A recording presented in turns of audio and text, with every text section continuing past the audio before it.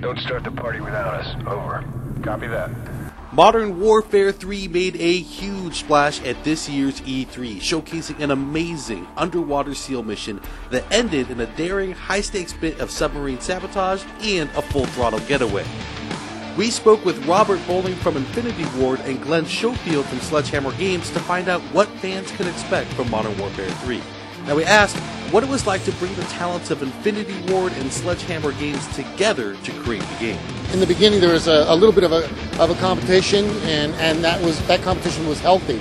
But we worked together on story. We came together on what tools to make, and now you're talking about two really strong engineering teams, two strong art teams, and storytelling teams. And when you put the two of them together, and they get along, I mean, you're only going to get something that bubbles up that's even better.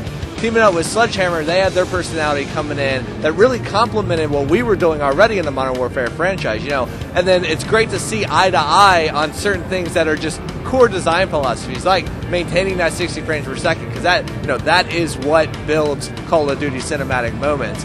Modern Warfare 3 takes place right after Modern Warfare 2, just a couple hours. I mean, DC is still burning. The eastern seaboard of the United States is, full of a lot of battles. The Russians have moved into New York City, and we're starting to push them out. But the battle has gone deeper than that. Yeah, I mean, it's going all over the world. I mean, Task Force 141 is either dead or on the run.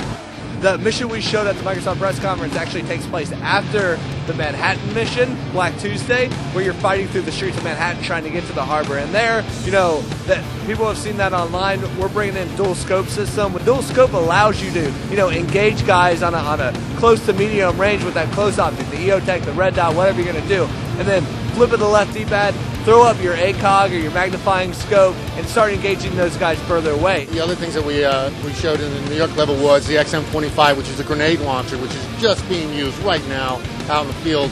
And what it does is it's a grenade launcher, but it lasers a target. Say a guy's behind sandbags or something like that, or a car. And it lasers at that target, you aim above it, it calculates how far and then shoots a meter above it and then down. So the grenade just devastates anything that's below it. We also showed a 9-banger, which takes the place, which is what Delta is using right now instead of the flashbang. Delta is using that because that's what Delta actually uses, where the SAS missions that you might also fight are a little bit different. They're using a little bit traditional weapon. I mean, we're always talking about the new, but what I love to point out is like the stuff that we're bringing back that we know fans love, and not just from Modern Warfare 2, from Call of Duty 4. Like, you'll notice the SAS guys are running with the traditional model of the MP5, which people loved in Call of Duty 4, and I mean, that's the stuff that gets me excited. It's not only focusing on new stuff and that mixes up the gameplay, but really polishing and bringing back the stuff we all love, and that you get attached to your gun in Call of Duty. You love very specific models. We introduced Spec Ops in Modern Warfare 2 as this awesome co-op mode, a guy and his friend, a dad and his son, sit on the couch, just really enjoy the game outside the story. In Modern Warfare 3, we're blowing it out. We have those traditional mission modes, but then we're bringing in an all-new survival mode, which is endless waves of increasingly more difficult enemies. But what's awesome is that we're bringing in all your favorite features from multiplayer: matchmaking, progressive ranking, unlock. So now Hour 1 of Spec Ops, completely different from Hour 10 because you have new kill streaks to your ability, gear you can do, weapons you can grab, ammo, all this stuff. So it's changing out your style on the fly based on the enemies that are coming at you. Because we'll have, juggernauts that have different weaknesses that force you to change up your style. Helicopters coming in. It's an onslaught of enemies that is constantly keeping you on the run. I mean, this is an adrenaline mode. We'd like to thank Robert and Glenn for taking the time to talk to us, and thank you for watching Inside Xbox.